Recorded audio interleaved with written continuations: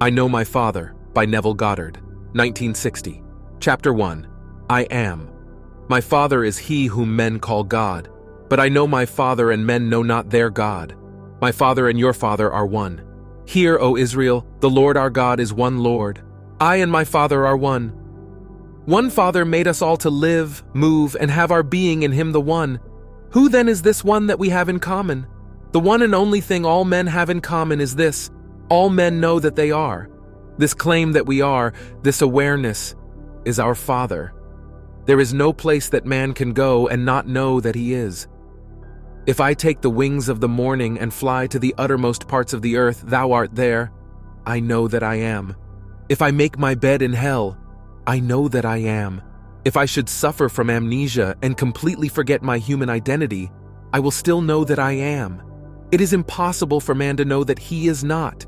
You can say I am not that, but you cannot say I am not, for your very knowing is a declaration that you are. So whether you claim yourself to be or not to be, you are actually claiming that you are. Thus, man is ever saying I am. This knowing that we are, this awareness, is God the Father. The moment this unconditioned awareness becomes conditioned by claiming itself to be this, that, or the other, a differentiation takes place within this formless awareness, and our impersonal Father, our real self, becomes personified as that which we have conceived ourselves to be.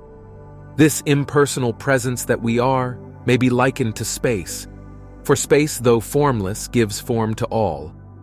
If the formless space was extracted from the book you are reading, the body you wear, the earth you stand on, all would vanish.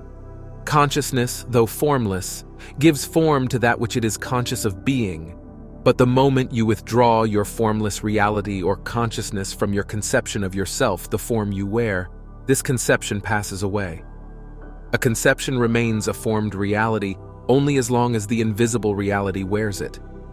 My Father is spirit, formless, and they that worship him must worship him in spirit and in truth.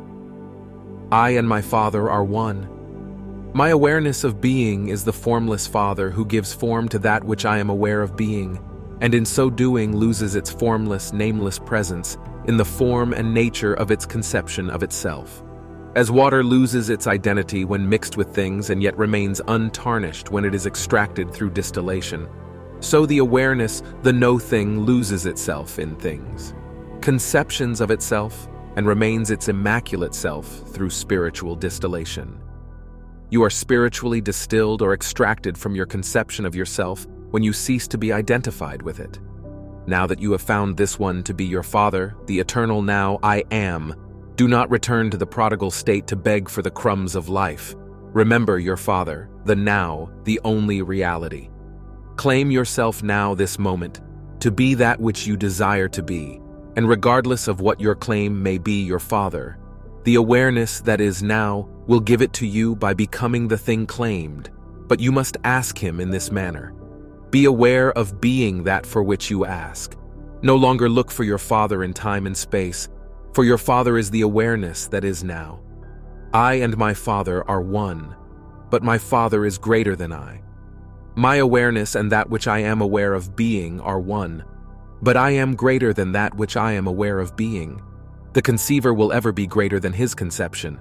The Father, consciousness, is greater than his Son, conception of himself. Now your eyes are opened. Your Father, God Almighty, has been revealed to you as your awareness of being.